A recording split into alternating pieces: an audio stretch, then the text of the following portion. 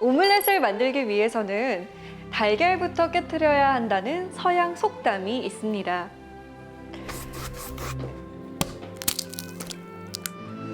무언가를 이루기 위해서는 반드시 시작을 해야 한다는 의미겠죠. 처음부터 실패도 하면서 말이죠. 시작은 했지만 반대나 문제에 부딪힐 수 있습니다. 하지만 영어로 no를 뒤집으면 전진한다라는 의미의 on이 된다고 합니다. 모든 문제에는 열쇠가 있다. 끊임없이 생각하고 찾아내야 한다라는 뜻 아닐까요? 여기 여행을 통해서 익숙한 것을 보다 새롭고 낯설게 보게 만드는 이가 있습니다. 자신의 직업도 스스로 만들어냈는데요. 역사여행가 권기봉 작가를 지금 만나봅니다.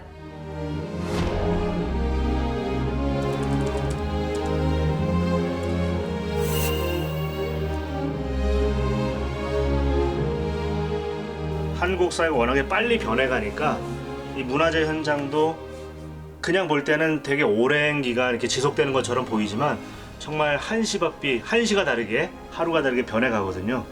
그런 모습을 조금이라도 더 남겨두려고.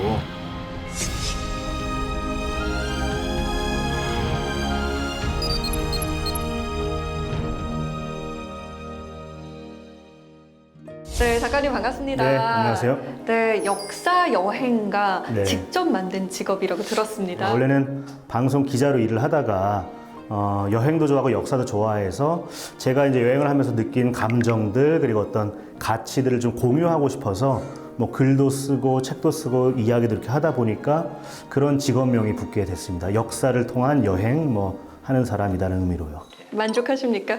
지금 뭐 좋은 것 같아요. 제가 갖고 있는 문제의식을 남들과 공유할 수 있고 또 다른 분들이 미처 생각하지 못했던 것들을 이렇게 끌어올려 주니까 이 나름의 뭐 사회적인 의미도 있는 것 같고요. 또 저도 재미있는 것 같고 뭐 즐기면서 하고 있습니다. 네. 보니까 작은 백팩을 네. 들고 나오셨어요. 네. 이 백팩을 여행 다닐 때마다 꼭 갖고 다니신다면서요. 네, 네. 뭐가 들어있나요, 그 안에? 가방은 작아요. 작은데 꽤 많은 것들이 들어갑니다. 종종 이제 오지로 많이 가는데 네. 전기도 들어오지 않는 곳들이 많아요. 그래서 태양광으로 이제 충전할 수 있는 우와. 네, 태양광 충전기고요. 핸드폰도 충전할 수 있고요. 28W여가지고 얘 하나면 뭐 오지로 뭐 보름 이상 들어갈 때도 문제 없고요. 때로 뭐 한 달도 문제 없는. 그리고 요거는 지도 책인데요. 요즘에는 사실은 다 내비게이션 많이 쓰잖아요. 전자장비. 네, 핸드폰으로 많이. 예. 근데 처음에 제가 여행할 때는 이렇게 정말 실물 지도를 가지고 여행을 했는데 여기 보면 초록색으로 이렇게 표시된 길들이 있어요. 네. 이제 보통은 국도나 고속도로도 아니고 지방도나 아주 작은 도로들인데 이왕이면 풍광 좋은 길들을 이제 표기해주고 있는 선들이 이렇게 나와 있습니다. 뭐 지도는 사실은 저는 그냥 교통을 좀 도와주는 역할도 있지만 사실은 그 지역의 사람들의 어떤 뭐 식생, 뭘 먹고 어떻게 살아가는지를 간접적으로 좀 예상케 해주는 중요한 텍스트 같다는 생각이 들어요. 지도라는 건. 근데 보니까 이 지도가 네. 엄청 낡았어요. 여기 앞부분은 거의 그냥 떨어질 정도인데. 이것도 같은 지도가 지금 4권째인데요. 네. 다 찢어지고 막 하다 보니까 또 새로 사고 새로 사다 보니까 나중에 그냥 낱개로 막 흩날리고 막 그럴 정도입니다. 그리고 또 여행을 가지 않더라도 보면 재미있어요. 그래서 종종 집에 혼자 있을 때 살펴보면서 다음엔 여기를 한번 가봐야 되겠다. 그리고 이 지명은 왜 이럴까도 곰곰이 생각해 보면 정말 재미있는 것들이 많습니다. 네. 이거는 남인도양에 있는 레위뇽이라는 섬을 여행하다가 만난 지역 그 현지의 예술인으로부터 선물 받은 인형이라고 해야 될까요? 예술 작품인데 거기는 이제 예전에 식민지로 만들어진 곳이다 보니까 인종적인 문제, 문화적인 문제 때문에 충돌도 많았었는데 지금은 다행히 이제 문화적인 여러 노력, 정책 노력 때문에 많이 낮아졌다고 하는데요. 그 갈등이. 그런 갈등의 기원이 뭘까? 결국 나와 남을 너무나 차별적으로 생각하는 데에서 시작한 것이 아니냐라는 생각으로 제3의 인간을 만들어서 아이 모습인데요. 전 세계의 여행자들에게 혹은 자신과 아는 혹은 레이뇽을 찾는 사람들에게 입양하는 프로젝트를 하고 있어요. 그래서 그리고 우리는 다르지 않다. 하나의 세상이고 이 갈등을 낮추는 데 노력을 해야지 차별성을 드러내는 것보다는 이런 문제의식을 계속 불러일으키는 생각하게 해주는 작가입니다. 그래서 이제 저희가 인종을 특정할 수 없고 성도 특정을 할 수가 없고 맞아요. 나이도 특정할 수 없는데 네. 아이라고 하시니까 정말 그렇게 정확히 보이네요. 보셨어요. 남녀도 구분을 할 수 없게끔 일부러 여러 인종과 여러 시기와 어떤 그 에스닉 그 로컬 사람들의 그 흔적들을 많이 넣은 그런 작품이에요. 쭉 보고 나니까 그야말로 여행 세포를 막 이렇게 깨우는 여행 필수품인 것 같아요. 작가님이 어떤 여행을 저에게 소개해 주실지 기대가 됩니다. 강연 부탁드리겠습니다.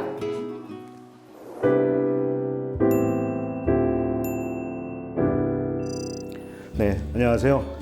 저는 우리나라를 비롯해서 뭐 전국 각지 우리나라에 그리고 세계를 여행하면서 그때 느낀 것들을 많은 사람들과 뭐 글을 통해서 혹은 말을 통해서 혹은 같이 걸으면서 이야기를 하고 있는 권기봉이라고 합니다. 오늘은 이제 제가 어떻게 여행을 시작하게 됐는지 그리고 여행에 대해서 어떻게 생각하는지를 통해서 우리가 그동안 좀 많이 안다고 생각했지만 좀 뭐랄까요, 놓치고 있던 지점들에 대해서 한 번쯤 같이 고민해보는 이런 시간을 가져볼까 해요. 먼저 여행을 하는 이유가 뭘까? 혹은 여행을 하면서 우리는 어떤 것들을 한 번쯤 생각해 볼까? 한번 느껴볼 필요가 있다고 생각하는데, 저는 여행을 하는 가장 큰 이유 중에 하나는 나라는 존재를 정말 낯선 곳에 떼어 놓음으로써 나를 다시 보고 좀 넓혀서 우리 사회를 다시 볼 수 있게 하는 뭐랄까요? 시선의 전환 혹은 이 시야의 확장, 이런 것이 여행을 하는 가장 큰 목적이 아닐까 싶어요. 그러기 위해서는 제일 중요한 게 내게 익숙한 것들을 좀 새롭게 보기 위한, 낯설게 보기 위한 노력, 시도들이 저는 필요하다고 생각을 하는데, 저도 뭐 이런 것들을 책에서 배운 건 아니고 여행을 하면서 이제 경험하게 됐는데요. 다만 여행이라는 게 우리에게는 그렇게 쉽지 않게 느껴지기도 하죠. 젊을 때는 돈이 없어서, 30, 40대에는 뭐 시간이 없어서, 그리고 어느 정도 좀 경제적으로 안정이 됐을 때는 또 체력이 안 돼서 못 가기도 합니다. 근데 어떻게 생각하면 맞는 얘기일 수도 있지만 또 그게 많은 경우엔 핑계인 것 같기도 해요. 제게 있어서도 여행을 시작한 시기는 사실은 한 20대에 접어들면서였는데요. 워낙에 시골에 살다 보니까 바깥 세상이 그리웠어요. 궁금했고. 그래서 20대 되면서 여행을 한번 해보자 했는데 문제는 이제 돈이었던 거죠. 대학생활을 하면서 아르바이트를 해봤자 뭐 벌 수 있는 돈의 크기야 한계가 분명했고, 여행을 못하는 거 아닌가? 계속 고민했습니다. 하지만 생각을 좀 바꿔보기로 했어요. 돈이 문제가 아니라 돈을 다루는, 돈에 대해서 생각하는 나의 모습에 문제가 있는 건 아닐까. 돈이 없다면 다른 것들을 선택함으로써 부족한 돈을 극복할 수 있지 않을까라고 생각을 했습니다. 그래서 어떻게 생각했느냐? 돈에 구애받지 않는 여행을 한번 구상해 본 겁니다. 다르게 한번 생각해 보기로 했어요. 그래서 아르바이트를 열심히 해가지고 한 200만 원 정도를 모았어요. 1년 내내. 한 30만 원씩 한 1년 가까이 일을 하니까 200만 원을 모았는데, 문제는 기차표가 그 당시 이제 유레일 패스라고 해서 2달짜리 이제 티켓을 샀는데 그게 한 100만 원 돈을 하더라고요. 그러니까 이제 200만 원 중에 100만 원은 쓴 겁니다. 유럽 가는 비행기를 그 당시에 제일 싼 비행기를 샀더니 세금 포함해서 한 68만 원 정도 했어요. 그럼 도합 한 168만 원, 대략 170만 원 쓴 거잖아요. 이제 한 30만 원 남아 있는 겁니다. 이 당시만 해도 뭐 스마트폰이 있던 것도 아니고 아직 뭐랄까요, 디지털 카메라가 나오지도 않았었어요. 어떻게 했느냐? 일단은 용산 전자상가에 가서 자동 카메라 하나 싼 거 사고, 근데 필름이 필요하잖아요. 필름도 사고 어쩌고 하니까 한 25, 6만 원이 들더라고요. 그럼 남은 돈은 한 5만 원 정도밖에 없던 겁니다. 다행히 그 당시에 이제 시골에 계시던 저희 부모님이 그래도 내 자식이 처음으로 가는 해외 여행인데 우리가 비행기 싹은 그래도 좀 대줘야 되지 않겠느냐 해가지고 그때 한 20만 원을 저에게 주셨습니다. 지금 생각하면 웃을 수도 있죠. 우리가 20만 원 가지고 어떻게 유럽 가지? 근데 그분들 입장에서는 제주도 가는 비용의 거의 2배를 주신 거예요, 저한테. 자식의 첫 해외 여행이니까. 그런 면에서 뭐 더 달라고 저는 할 수는 없고, 감사합니다 이제 받아서 여행을 가야 하는데 고민이 된 겁니다. 20만 5, 6만 원밖에 없는데 여행 갈 수 있을까? 2달 동안? 가서 먹고 자고 어딘가에 들어가면 이제 입장료도 내야 되는데, 그런데 이 시기를 놓치면 대학교 2학년 여름방학 때였는데 영영 못 가겠는 거예요. 고민을 했죠. 어떻게 25, 6만 원 가지고 2달 동안 유럽에서 여행을 할 수 있을까? 선택을 했습니다. 그 선택의 이제 결과가, 이때 몰랐어요. 나중에 사진 다시 보면서 알게 된 건데, 한 60일 여행을 다녔는데 보시면 아시겠지만 복장이 거의 다 똑같습니다. 네. 복장이 똑같아요. 위아래 똑같고 놀라운 건 자세도 비슷해요. 이게 근데 한두 장만 이렇게 사진 찍힌 게 아니라 거의 대부분의 사진 60일 동안 한 여행이 다 이렇습니다. 이게 제 선택의 결과였거든요. 뭐냐 하면 20몇만 원 받고 20몇만 원 가지고 여행을 가는데 일단은 뭐 호텔은커녕 뭐 민박이 됐든 게스트하우스든 이런 데는 절대 가면 안 되겠다. 못 가겠구나 해서 어떻게 했느냐. 오늘 밀라노를 보면 뭐 내일은 베네치아를 보고 베네치아를 본 다음에 또 밀라노를 보고 때로는 파리를 보고 파리 보면 베를린 갔다가 다시 파리 왔다가 하는 식으로 여행을 한 거예요. 2달 동안 여행할 수 있는 무제한 기차 티켓이 있었으니까 기차에서 이제 잠을 잔 겁니다. 저녁 한 7시, 8시에 기차를 타고 아침 대략 한 6, 7시에 도착하는 완행 야간 열차를 탄 거죠. 근데 그때는 다행히 피곤함을 별로 못 느꼈어요. 왜냐하면 워낙에 또 젊었고 하루하루 매일 보는 게 너무나 신기했고 재밌다 보니까 그거는 수고스러움이 아니라 그냥 즐거움 그 자체였거든요. 근데 그러면서 결정에 또 하나가 있습니다. 배낭을 갖고 가서는 당연히 안 되겠구나. 일단은 숙소에 들어가지 못하니까 몸이 좀 자유로워야 되는데 배낭을 갖고 가면 그마저도 늘 메고 다닐 수는 없으니까 기차역마다 있는 코인 락커에 넣을 수도 있잖아요. 근데 그러면 25만 원, 6만 원 가지고 2달은 버티질 못하겠더라고요. 해서 결정한 건 뭐냐? 배낭조차를 갖고 가지 말자. 그래서 옷이 똑같은 겁니다. 짐의 모든 것은 이 비닐봉지에 들어있는 거예요. 그래서 사진 찍을 때도 저는 비닐봉지를 손에서 놓지 못했습니다. 워낙에 이제 그 당시에 유럽에서는 좀도둑도 많았고 소매치기도 있다 보니까 물론 저는 소매치기를 당하진 않았어요. 뭔가 있어 보이지 않았으니까. 근데 누가 이제 비닐봉지를 쓰레기인 줄 알고 치울까 봐 사진 찍을 때도 들고 찍은 거예요. 이 안에는 입지 않고 있던 여분의 속옷 한 장, 여권, 그리고 거의 유통기한이 다 되어서 거의 정말 헐값에 팔던 식빵, 그리고 잼. 뭐 말이 잼이지 사실은 설탕 덩어리 같은 아주 싸구려 얘긴 했는데 그 일용할 식량과 옷과 여권과 이런 게 들어있던 비닐봉지였었습니다. 그래서 옷은 변하지 않지만 그래도 비닐봉지는 조금씩 변하죠. 왜냐하면 찢어지면 또 구멍 나면 바꿔야 했었으니까. 계속 같아요. 2달 동안. 근데 이런 즐거움 사이에서 저는 또 하나의 느낌이 남다르게 느껴지는 게 있었는데 그땐 몰랐어요, 정작. 근데 갔다 와서 사진을 현상하고 인화하면서 알게 된 건데 사진의 배경지들이 대부분 기존에 이미 어느 정도는 정보를 갖고 있었던 공간들이 그 사진의 배경이더라고요. 예컨대 여기는 그리스 아테네에 있는 파르테논 신전 앞에서 찍은 거예요. 근데 약간 원경이죠. 왜냐면 들어가지 못했거든요. 그 25, 6만 원을 가지고 어디를 들어가야지 어디는 들어가면 안 되겠구나 이거를 고민하는 게 아주 큰 고민 중에 하나였는데 여기는 들어가지 못했습니다. 들어가지 않기로 저는 결정을 했는데 여하튼 돈이 없어도 여행하는 건 크게 문제가 없었어요. 다만 중요한 것은 여행을 하면서 과연 우리가 뭘 보려고 했고 또 나는 무엇을 생각하려 했는지를 나중에 한번 성찰해 보니까 한계의 지점들이 느껴지기 시작했던 겁니다. 즉 새로운 것들을 경험하고 나를 외부자의 시선으로 보기 위한 낯섦의 대상으로 나를 놓는 게 아니라 정작 여행을 하면서 한 것은 기존에 내가 알고 있던 정보들, 공간들, 역사적인 뭐 그림이나 건축물들 이런 것 찾아가서 확인하는 여행을 하고 있던 거예요. 여행이라기보다는 어떻게 보면 그냥 확인하는 여정이었던 것 같다는 생각이 들어요. 과거에 더 집중을 해서. 실제로 사진을 쫙 봤더니 거의가 그렇습니다. 여기는 루브르 미술관이죠. 프랑스 파리에 있는. 거기도 밖에 이제 유리 피라미드 워낙에 유명한 공간이잖아요. 거기서 예전에 그 또 비닐봉지를 들고서 사진을 찍었습니다. 여담입니다만 이건 좀 사진의 옷이 좀 다르죠.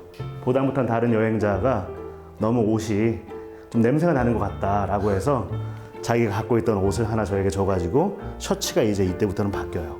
뭐 아무튼 간에 중요한 것은 이때도 사진의 대상지, 배경은 루브르였다는 거죠.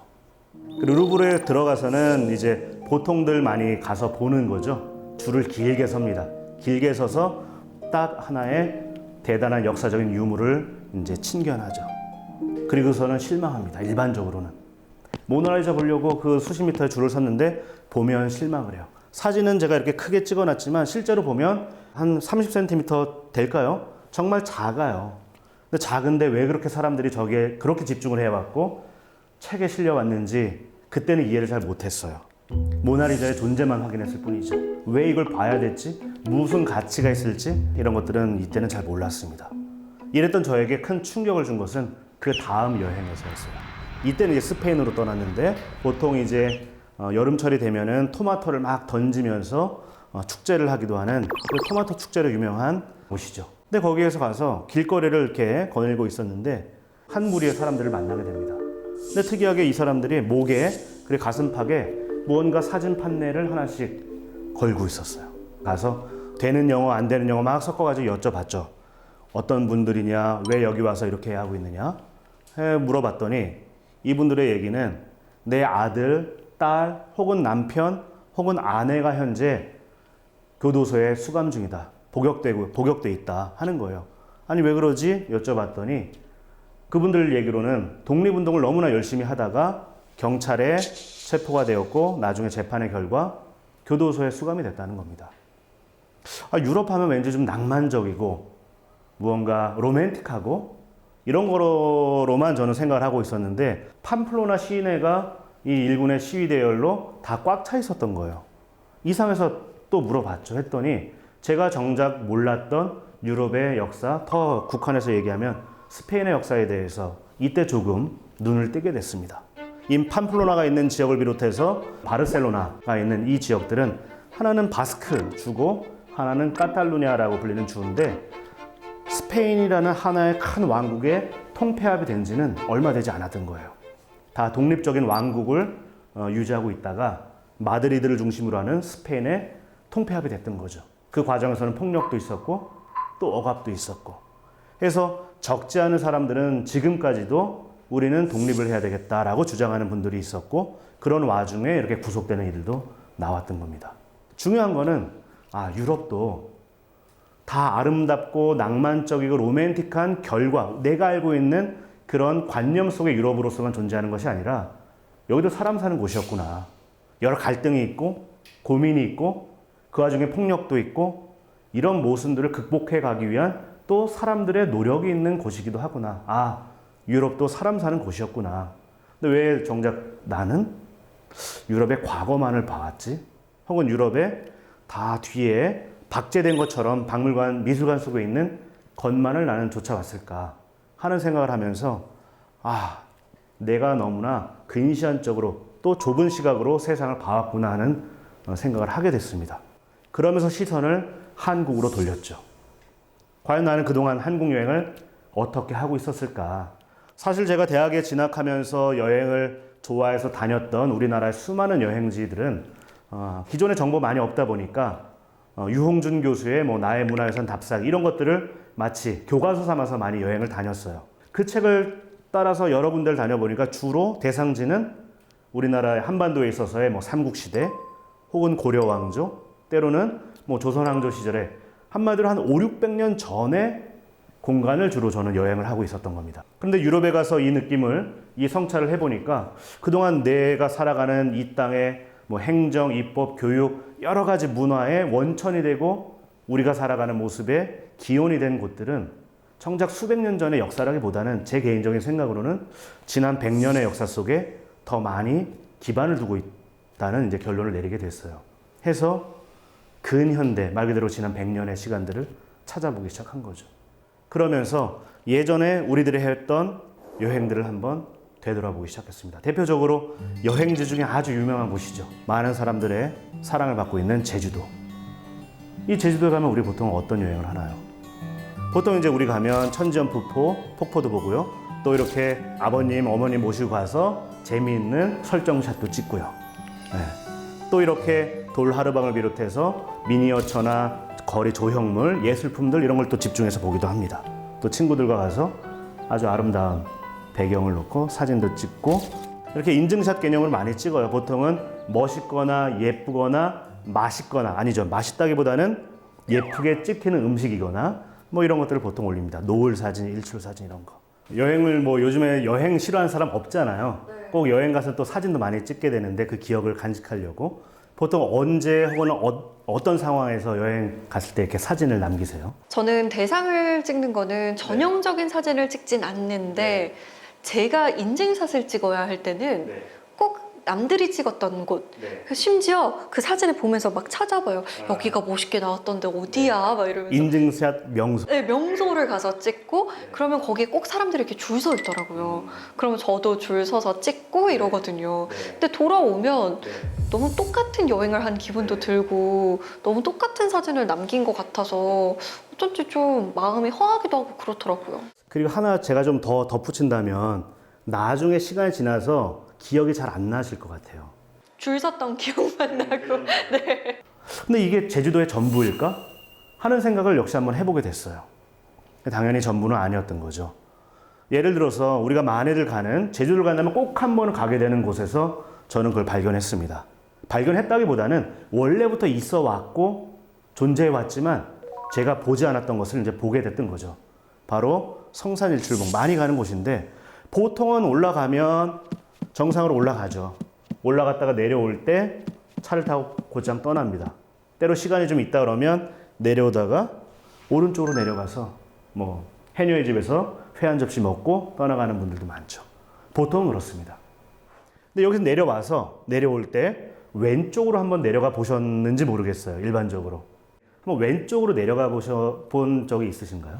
아니요, 저는 딱 지금 이 사진 있잖아요. 네. 여기에 저를 합성하면 돼요. 늘 이 모습만 봤고 네. 여기서만 바라봤거든요. 아. 반대편은 생각도 못했던 것 같아요. 네. 왼쪽으로 내려가는 분들은 제가 뭐 수차례 10번도 넘게 이곳을 찾고는 있지만 한 번도 보질 못했습니다. 그쪽은 길도 제대로 안 되어 있기 때문에. 근데 그쪽으로 내려가 보면 전혀 상상하지 못했던 것을 만나게 돼요. 바로 동굴 형태의 진지들이 뻥뻥 뚫려 있는 모습을 볼 수가 있습니다. 어디에? 성산일출봉 바로 밑에. 성산일출봉의 그 암계와 바다, 해수면이 만나는 그 경계 지점에 이렇게 인공적인 굴들이 20개 이상 뚫려져 있어요. 어떤 굴들은 안쪽이 연결되어 있기도 하고요. 깊이는 짧은 것은 한 3m에서 5m, 깊은 곳은 10수미터가 되는 굴들도 있습니다. 지금 들어가 보면 어떤 모습을 하고 있느냐? 지금 이렇게 그냥 해녀분들의 어구를 보관한다든지 창고로 쓰인다든지 그냥 방치되어 있는 모습을 볼 수가 있어요. 또 여기만 있는 게 아니라 성산일출봉이 제주도의 동남쪽에 있다면 서남쪽에 있는 또 산이 하나 있죠. 송악산. 거기도 이런 굴들이 많이 뚫려져 있어요. 공통점이 뭐냐? 다 남쪽을 향하고 있습니다. 왜냐하면 미군이 수평선에 그 흔적이 이제 보이기 시작하면 바로 전력 질주해서 자폭하기 위한 부대의 대기 장소로서 봤던 게 이 동굴 진지들이에요. 두 부대가 있었습니다. 카이텐과 신욕. 카이텐은 무시무시한 이름이에요. 우리 발음으로는 회천입니다. 돌아갈 회자의 하늘천자. 하늘로 돌아가기 위한 부대인 거예요. 자폭을 통해서. 그리고 카이텐은 말 그대로 어뢰 속에 인간이 들어가서 조종을 해서 명중률을 높이기 위한 인간 어뢰 부대가 있었습니다. 또 신요라고 해서 고속정, 즉 모터보트를 빨리 달릴 수 있게 하는 거예요. 그 두 부대의 대기 장소로서 이 해수면과 맞닥뜨리는 성산일출봉의 암계를 뚫어서 동굴을 파낸 거예요. 무시무시한 시설들입니다, 사실은. 또 제주도의 또 다른 면모를 안고 있는 현장인 거죠. 이런 동굴이 성산일출봉에만 있는 게 아니어서 우리 마라도 갈 때 배를 타는 곳이죠. 송악산 근처에 가면 송악산 초입에도 이런 동굴들을 많이 볼 수가 있습니다.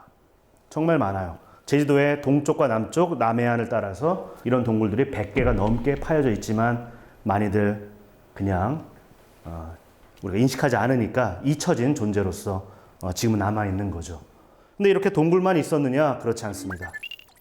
이 멀리 보이는 우뚝 솟은 산은 한라산이 폭발할 때 떨어져 나온 바위 덩어리가 떨어져서 만들어졌다는 그런 설화가 남아있는 삼방산이죠.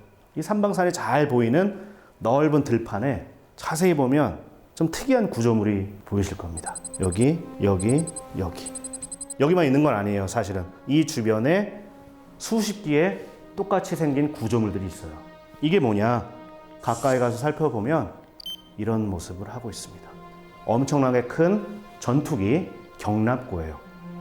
이건 이제 제로센이라고 하는 태평양 전쟁 당시에 일본군이 활용했던 한자 이름은 이제 영식 전투기고 그네 발음으로는 이제 제로센이라고 하는 전투기를 한 대씩 위장해 놓을 수 있는 경납고가 있었습니다. 왜냐하면 제주도에는 전투용 비행장도 있었기 때문이에요. 언제?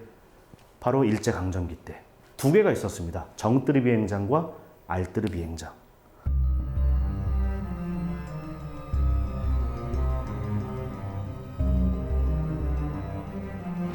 일본 열도 남단 가고시마현 가노야시 해상자위대 항공기지. 태평양 전쟁 당시 일본 해군의 주력 전투기 제로센이 하늘로 날아오릅니다. 패전 71년 만에 복원돼 처음으로 시험 비행에 나선 겁니다. 태평양 전쟁 말기 자살 공격에 동원됐던 전투기가 다시 날았다는 소식에 전쟁을 미화한다는 비판이 커지고 있습니다. 놀랍죠. 지금의 전투기 경락과는 다르게 두께가 1m에서 1.5m 되는 어마어마한 규모의 철근 콘크리트 구조물이에요. 왜? 행여 폭격을 당하더라도 전투기의 생존율을 높이기 위했던 겁니다. 왜 이런 걸 여기에 만들었느냐 놓고 보면 사실은 제주도의 아주 중요한 역사적인 배경이지만 우리가 익히 알고 있지 못하는 내용입니다. 제주도는 지금 우리가 생각할 때는 남북 간에 있어서는 후방 중에 후방이지만 한때는 여기가 최전방 중에 최전방이던 시절이 있었어요.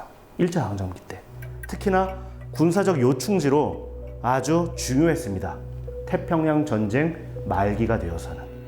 그래서 실제로 일본 군에서는 작전을 하나 세웁니다. 그 작전의 이름이 결호 작전이에요. 결사항전의 자세로 지킨다. 어디를? 바로 제주도를. 그 결 7호 작전의 대상지가 제주도였었습니다. 왜냐하면 제주도가 연합군 수중에 떨어지면 일본 본토와 식민지였던 한반도 그리고 관동군이 주둔하던 만주가 단절되는 거거든요. 마치 우리 6.25 전쟁 때 인천 상륙작전 하듯이. 예. 그래서 여기를 끝까지 지켜내자라는 의미로 전투기 비행장도 많이 만들게 되는데 그 흔적들이 고스란히 남아있어요. 지금은 그런데 우리들의 뇌리에서 다 잊혀진 겁니다. 왜? 어두웠던 역사고 슬펐던 역사니까 굳이 이걸 말해서 뭐해. 마음만 아파지는데 하면서 우리 스스로도 사실은 입을 다물고 동시에 귀를 닫았던 것 같아요. 다 잊혀져서 알뜨르 비행장은 현재 채소밭으로 쓰입니다. 우리가 대형마트나 시장 가서 만나는 검은 흙이 붙어 있는 당근 이런 것들 이 알뜨르 비행장 터에서 많이 재배하고 있어요. 지금도. 이 알뜨르 비행장 말고도 하나 더 정뜨르 비행장이 있었는데 이 정뜨르 비행장이 지금 뭐로 바뀌어져 있느냐? 바로 제주국제공항이 옛 정뜨르 비행장입니다. 근데 이 부정적인 역사유산이다 보니까 여기에 대해서 인식이 좀 부족하던 시절에 단 10%도 1%도 남기지 않고 그대로 그냥 제주국제공항 확장할 때 없애버리는 바람에 정뜨르 비행장은 볼 수가 없습니다만 그래도 이 알뜨르 비행장에 가시면 지금도 이 흔적을 보실 수가 있고 또 이쪽으로 일부러 사람들의 유입을 촉진하기 위해서 많이들 걷는 길이죠. 제주 올레의 코스도 이곳을 거쳐가게 지금은 바뀌어져 있습니다. 지금 가보시면 역사적인 의미의 내용을 알리는 알림판도 해놨고요. 이것만 있느냐? 그렇지 않습니다. 요즘에 한라산 말고도 인기를 아주 끌고 있는 여행 대상지가 있죠. 바로 오름입니다. 오름. 너무나 오름들을 또 많이 가다 보니까 어떤 오름은 이제 휴식연제를 취해야 될 정도로 오름이 사랑을 받고 있는데 그 여러 오름 중에 이 오름만은 많은 사람들의 사랑을 정작 잘 받지 못해 왔어요.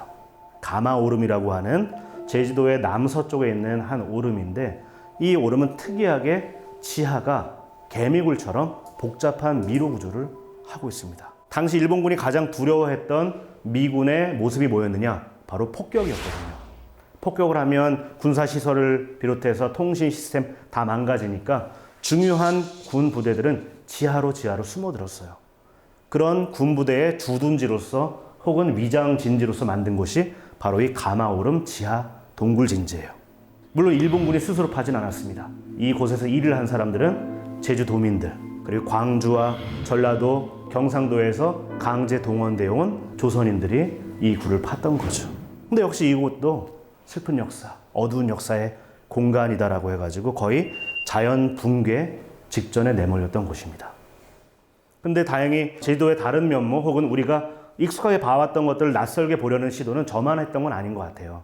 이 가마오름을 파는데 동원됐던 한 조선인의 자손, 그 아드님이 내 아버지의 역사인데 이건 내 아버지의 역사에서 끝나는 것이 아니라 제주도의 역사고 나아가 한반도의 역사이면서 동시에 평화를 우리가 논하기 위해서는 반드시 알아야 되는 역사다라고 생각을 해서 자신의 가산을 다 팔아가지고 이 땅을 산 다음에 손수, 곡괭이와 삽을 가지고 다시금 파가지고 제주도에 평화박물관을 만들게 됐습니다만 가보신 분들은 아실 거예요.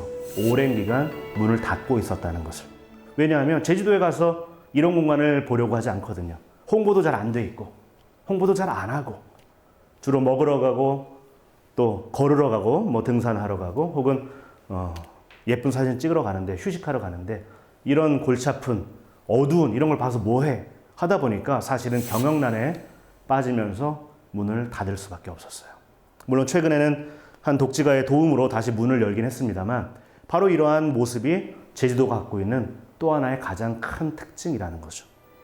우리가 생각할 때 제주도는 늘 아름답고 낭만적이고 이국적이고 마치 한국 속의 동남아 같은 그런 모습을 우리가 상상하면서 가지만 제주도는 어찌 보면 가장 아픈 순간을 감내해왔던 그런 역사의 모습을 간직한 곳이 또 제주도이기도 하다라는 거죠. 그럼 제주도에 가야만 볼 수 있느냐? 그렇지 않아요. 한국의 수도인 서울에도 태평양 전쟁의 흔적이 남아 있습니다.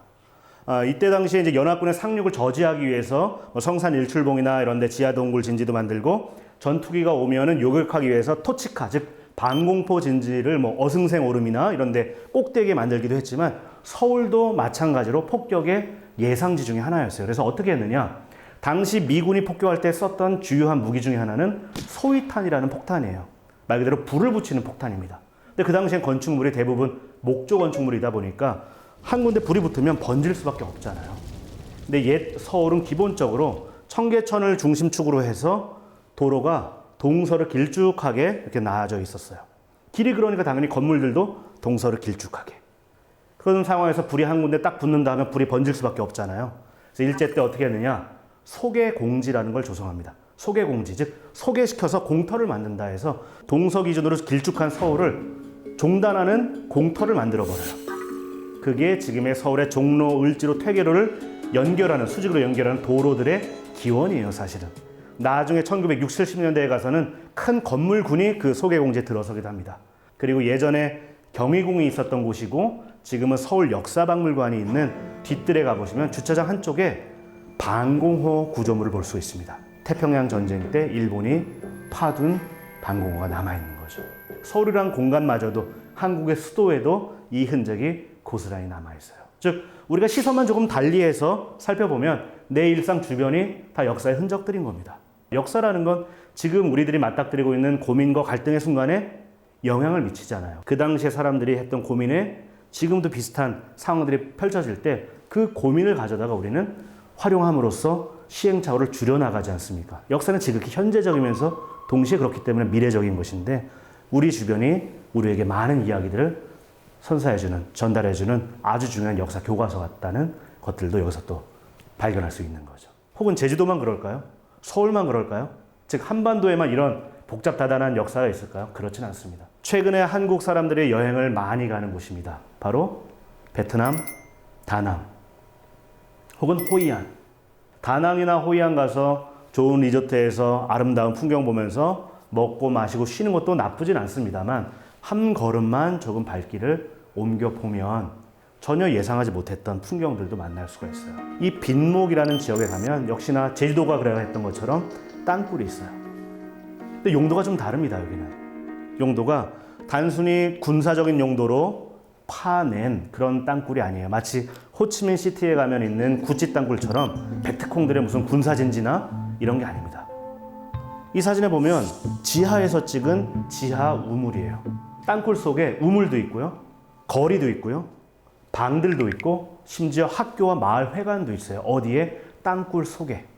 땅굴이 크게 3층 구조입니다. 3층 구조. 왜냐하면 이 호이안과 다낭 그 사이가 북위 16도선이에요. 남북 베트남의 국경이었는데 그러다 보니까 미군의 폭격도 가장 많았던 곳이 바로 이 북위 16도선에 걸쳐 있는 이 빈목 지역이었던 겁니다.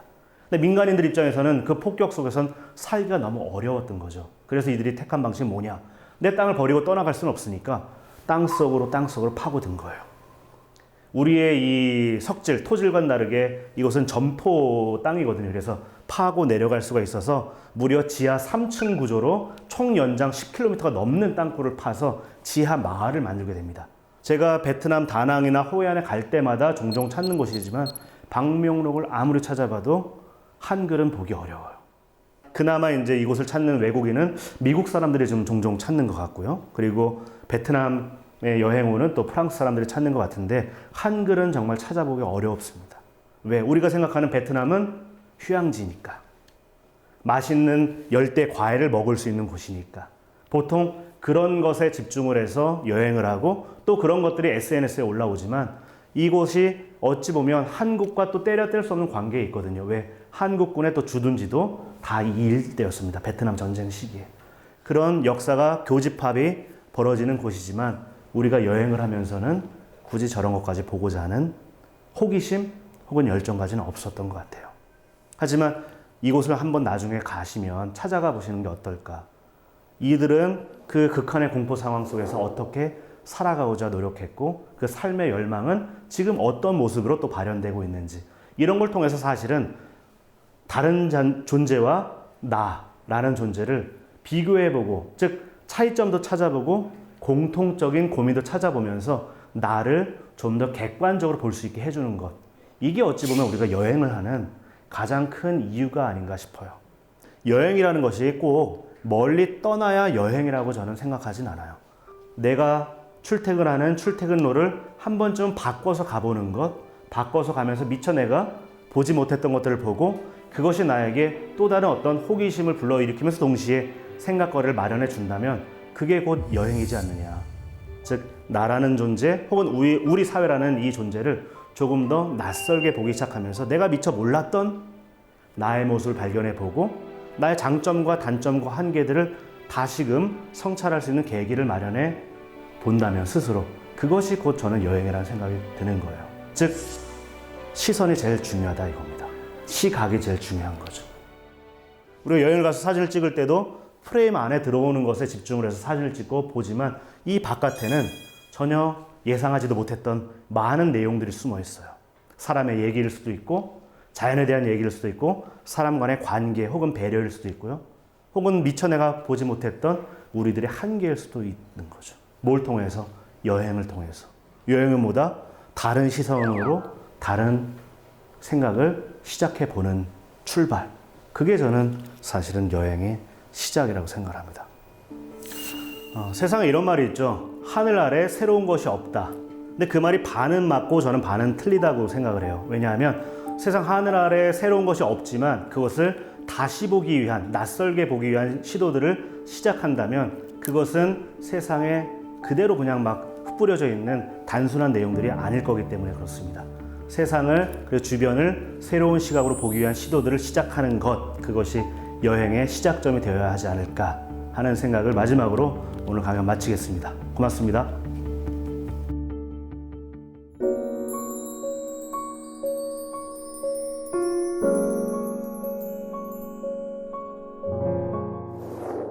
네, 감사합니다. 네. 강연 정말 잘 들었습니다. 네. 저는 강연을 들으면서 뭐 다낭부터 제주도까지 쭉 한번 색다르게 여행하고 온 기분이 들었어요. 네. 아, 나도 너무 확인만 하고 오는 여행자가 아니었나라는 생각이 들더라고요. 네. 사실은 뭐 저도 그랬고 누구나 그렇죠. 왜냐하면 내 안에서 내 주변에서만 늘 이제 일상에서만 살다 보면 내 일상의 주변에서 내가 알게 된 정보들이 맞는 것인가 이런 것들에 대해서 의구심이 들다 보니까 어쩔 수 없이 확인하는 여행들을 해왔던 게 뭐 사실이었던 거죠. 네. 최근에도 여행을 다녀오셨다고 들었는데 네. 이번에는 또 어떤 걸 보셨고 어떤 걸 느끼셨는지 궁금해요. 네, 역사에 대해서 이제 관심이 많지만 사실은 자연에 대해서도 관심이 많거든요. 네. 왜냐면 자연이라는 것이 우리 일상에 또 인간의 역사에 미치는 영향이 워낙 크니까요. 그래서 대자연을 좀 만나러 저와 함께 뉴질랜드에 지난 1월에 다녀왔습니다.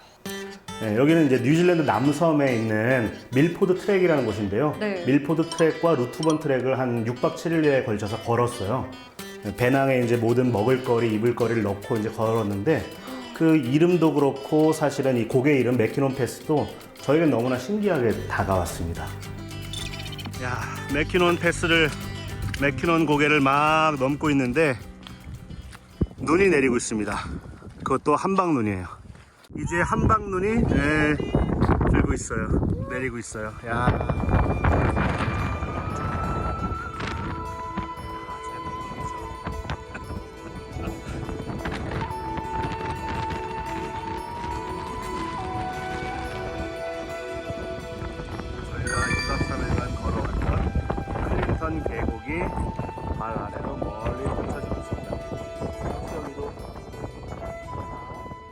우리 피오르드라고 하죠. 빙하 협곡인데 이 빙하 협곡을 역으로 주행해서 이 맥키논 패스를 넘은 다음에 밀포드 트랙이라는 곳에 가는 거예요. 사실은 뉴질랜드에 대해서 우리가 많이 알고 있는 듯하지만 또 잘 모르는 게 정말 뭐 2,000m, 3,000m급의 산맥이 엄청 높게 있거든요. 네. 그때 그러니까 서해안과 동쪽의 땅을 연결하는 고갯길에 대해서 많은 사람들이 노력을 했던 거예요. 그 고개를 찾아내고자. 왜? 지름길을 만들어야지 교역을 할 수 있고 또 이동을 할 수 있으니까. 그래서 일종의 지금으로 치면 공모전을 한 겁니다. 그때 이 맥키논이라는 사람이 이 빙하협곡 2개를 넘어가면, 정상을 넘어서 가면 이 밀포드 사운드라는 곳에 갈 수 있다라는 걸 발견해내서, 근데 신기했던 게 이렇게 그 당시에 이 길을 찾아낸 사람을 이름을 붙였다는 것에서 네. 이 당시의 사람들이 얼마나 그 진취적이었는지, 또 그런 노력에 얼마나 뭐랄까 감사와 존경의 마인드를 가지고 이런 새로운 길들을 만들어 갔는지, 이런 것들도 한번 생각해 볼 수 있는 뭐 그런 길이었었습니다. 이거는 이제 걷는 와중에 네. 만난 이제 계단인데요. 그냥 풍광만 멋진 것이 아니라 마음 씀씀이 하나하나가 저에게는 많은 뭐랄까 인상을 심어줬는데요. 근데 이거는 그냥 평범해 보이는 계단 같은데 네. 뭔가 특별한 게 있나요, 이게? 네, 자세히 보시면 이 나무판 위에 벌집 모양으로 철사를 이렇게 설치해 놓은 걸 볼 수 있어요. 철망을. 네. 또 여기도 굳이 타공을 해가지고 요철을 둔 겁니다. 왜냐하면 네. 이 밀포드 트랙과 루트번 트랙은 1년에 366일 비가 온다 할 정도로 1년 플러스 하루 그렇군요. 더울 정도로 비가 많이 와요. 왜냐하면 이 더운 바다에 데워진 공기가 큰 산맥을 만나니까 비를 많이 이제 흩뿌리는 겁니다. 네. 그 미끄럼을 방지하기 위한 시설이 아주 세세하게 이렇게 다 들어가 있는 거죠. 안전에 대한 인식을 좀 느낄 수 있었어요. 풍광만 좋은 것이 아니라 이렇게 안전 하나하나에 세심하게 신경을 쓰는 모습이, 인구는 500만이 채 안 되는 뉴질랜드지만 네. 사람에 대한 인식의 폭과 깊이는 정말 넓고 깊다라는 걸 느낄 수 있는 한 장면이었었습니다. 두 번째 사진도 볼까요? 네, 이거는 이제 그 남섬의 주도인데요. 크라이스트처치에 있는 버스 터미널이에요. 근데 이 사진에서는 네. 어떤 점을 포인트를 두고 찍으신 걸까요? 이 네. 노란색을 맞춰서 찍으신 건가요? 뭐 색깔도 좀 예쁘죠. 조명도 예쁜데 네. 사실 저의 인상을 아주 끌었던 것은 이 곡선으로 된 점자 보도블럭이에요. 보도블럭은 네. 우리나라도 좀 잘 되어 있는 것 같은데. 그렇죠. 법적으로 이제 점자 유도블럭을 공공의 시설에는 꼭 넣게 되어 있는데, 여기는 신기한 것이 이렇게 곡선이었다는 겁니다. 우리 거리를 한번 다닐 때 유심히 한번 살펴봐 보세요. 보통 점자 유도블럭은 없어요, 곡선이. 이렇게 직선으로 휘어지죠. 네. 왜냐하면 시각장애인들을 위해서 만들었다기보다는 사실은 법적으로 해야 하니까 넣었다는 인상을 저는 많이 받았는데, 이곳에서는 시각장애인들은 말 그대로 시각장애가 있으니까 시각장애가 없는 사람들보다 더 편리하게 쉽게 갈 수 있는 길을 만들어주는 게 사실은 복지의 철학에는 맞잖아요. 그래서 네. 가장 경제적인 루트로, 즉 직선으로 쭉쭉쭉 휘어져서 돌아가는 길이 아니라 가장 빨리 편하게 안전하게 가는 곡선도로를 만들어낸 거죠. 그게 저는 너무나 저의 인상을 끌었고, 동시에 우리나라는 최근에 이제 뭐랄까요, 디자인적 요소로 노란색으로 해야 되지만 은색으로 하는 경우도 있거든요. 스테인리스 스틸로. 네, 맞아요. 근데 사실 그게 이 시각장애 있는 분들에게 여쭤보면 사실은 좋지 않다고 그래요. 왜요? 왜냐하면 이 노란색은 단순히 잘 보이기도 하지만 약시인 경우에는 아예 안 보이진 않거든요. 보이긴 하는데 색깔의 그 채도 차이, 명도 차이를 보고 이제 인식을 하는데, 네. 스테인리스는 때로는 인도의 블록과 그렇게 차별이 안 되다 보니까 도움이 안 된다고 합니다. 또 비가 오면 그 스테인리스들이 이제 미끄럽기도 하잖아요. 제일 좋은 거는 이제 노란색이고, 또 이렇게 곡선으로 해줬다. 이것은 그 사회에서의 또 소수자들을 위한 배려이자 누구나 또 장애인이 될 수도 있는 거니까 나를 위한 또 복지이기도 한 것. 그러네요. 이것이 저는 너무나 인상적으로 다가왔었습니다. 이 사진은 혹시 아내와 네. 너무 즐거운 여행이었다 뭐 자랑하시려고. 제 처인데요. 제 처가 네. 이제 종종 제가 찍는 자료 사진에 종종 들어가요. 왜냐면 스케일, 크기를 느끼게 해주는 하나의 자처럼, 척도처럼 제가 넣기도 하는데, 네. 이거는 뭐 아무것도 아닌 사진 같이 느껴질 수 있지만, 광장에 두 단의 단차가 있는 곳을 어떻게 이네들은 설계를 했는지 저는 너무나 인상적이었는데요. 일단은 미끄럼 방지를 하기 위해서 꺼끌꺼끌한 테이핑을 해놨고요. 네. 계단 끄트머리에. 그리고 행여 잘 안 보일 수 있으니까 노란색을 이제 칠해놨습니다. 지금은 좀 이제 이 풍화가 되어서 좀 없어졌는데요. 네. 그리고 또 하나 인상적인 게 이 핸드레일이에요. 손잡이. 2단, 3단밖에 안 되는 아주 낮은 단차의 계단이지만 노인도 있잖아요. 꼭 시각장애인만이 아니라 노인분들도 있을 수 있고 또 이렇게 다리가 불편한 분들도 있다 보니까 그네들의 편리를 위해서, 편의를 높여주기 위해서 단 2단, 3단밖에 안 되는 계단이지만 이렇게 손을 받칠 수 있는 것을 해놨다라는 것. 아무것도 아닌 것 같지만 이들이 약자를 보는 시선, 또 소수자를 대하는 시선이 얼마나 깊은지, 그 고민들을 얼마나 해왔는지를 아주 역설적으로 볼 수 있는 현장이 아닐까. 굉장히 싶은 섬세하네요. 생각이었어요. 사실 건강한 사람이라면 그냥 점프해서 뛰어도 될 만큼 굉장히 그렇죠. 높이가 낮은 것 같은데 네. 여기에도 이런 걸 해놨군요. 네. 저는 네. 얘기를 계속 들으면서 네.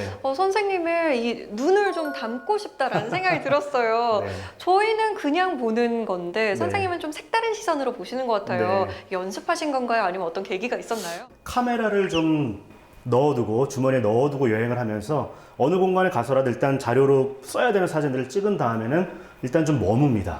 그게 뭐 1분이 될 수도 있고 5분이 될 수도 있고 때로는 한두 시간이 될 수도 있는데 그러면서 사람들의 동선도 한번 살펴보고 어떻게 사람 간에 소통하는지 차와 사람 간에 어떻게 또 자리매김이 되어 있는지를 보면 그 사회가 어떻게 이 공간들에 대해서 또 커뮤니케이션을 어떻게 해가는지 이런 것들을 보는 아주 중요한 뭐랄까 현장이 미처 제가 보지 못했던 것들이 눈에 들어오는 것 같더라고요.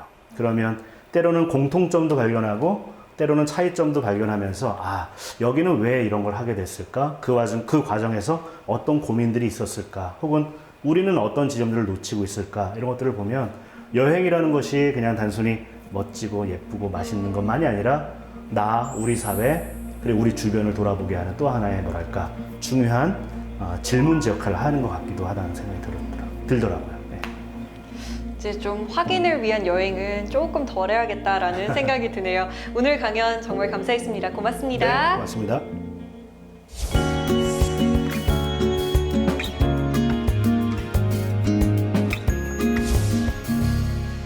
언젠가 여행에서 너무 크고 버거운 장식품을 사온 적이 있습니다. 모처럼 여행을 왔으니 뭔가 기념이 될 만한 물건은 사고 싶었고 또 여행지를 떠나오면 다시는 그런 물건을 못 만날 것 같았거든요. 우리는 여행지에서 종종 불필요하고 일상에서는 별로 쓸모없는 물건을 사옵니다. 하지만 일상으로 돌아오면 금세 알게 됩니다. 여행지에서의 기념품은 나의 일상에서 우선순위가 아니라는 걸요. 때로는 기념품 말고 새로운 시선으로 여행을 기념하는 것 어떨까요? 사색의 공동체 스미다. 다음 시간에 찾아오겠습니다.